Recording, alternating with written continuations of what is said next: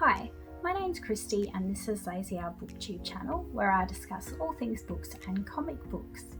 Today I'm going to be doing a review for you of a recent book that I won through Instagram, and it's by an Australian author called Shell Kalopa, and it's called Letters from the Light. So this is a sci-fi novel, and I just really loved the references that it had to Australian culture and also Australian landscape and places. It was a really nice thing to have. I don't often read a lot of books that really feature that Australian culture, and it was really nice to have that in this particular book. So this is a dystopian sci-fi novel, and it's set in a world where those of the upper class have access to light and those of the lower class don't. And the more money and prestige and power you have, the more access to light you have. So the very poor and the very poor population live basically in darkness, and they don't really know any different, and they carry around these devices that light their immediate surrounding. If they don't have these devices, then they're completely in the dark and completely in the dark and don't have access to the light at all. And the way this society is set up is really to oppress and control those poorer communities through access to the light. And I quite enjoyed this book. It did take a little bit for me to get into. I think I was about maybe a quarter or a third of the way through before I started to get into it. Then it became quite fast paced.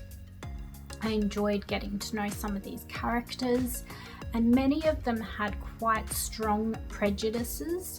So there was one particular character, he'd been raised very well off, and he was very untrustful of particular people in the community that were part of a different part of the community to him. And so he was very distrustful of them.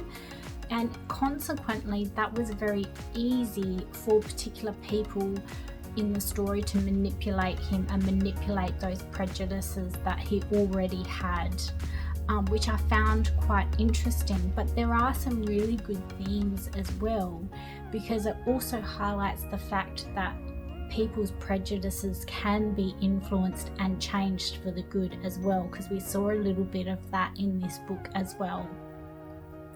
So I really liked it. There was a central character who was pretty much the bad guy, and he had a lot of prejudices as well, which you can see he's kind of the leader of this whole world, and his prejudices really have influenced those communities and trickled down to the communities that he kind of leads, and he influences them in a very negative way. And this story, I guess, is about some of those lower class communities really fighting back against that oppression and those prejudices that are occurring in this book. And I just really enjoyed this book. It was really, really surprising in terms of, it wasn't really what I thought it was going to be. I did read a little bit of the synopsis, but it surprised me in terms of what this story was about. There were some really great moral themes in this story. So this is one that I really do recommend you give it a go. I think I gave it 3.5 stars. I was in a little bit of a reading slump when I read this, and talking about it more and really thinking about the story, I would probably actually bump it up to a 4 out of 5 stars. It was quite good, and something that I think would be great for people to read, just to have a bit of self-reflection about some of these themes within the book. and how we can influence others who might have very strong prejudices, but if it's done in the right way, we can definitely influence others. So this was great. And if this, I know this is probably not as well known book, but if you have read, please comment and let me know what you thought. And if you enjoyed this video, please click the like button, and I'll see you in the next video.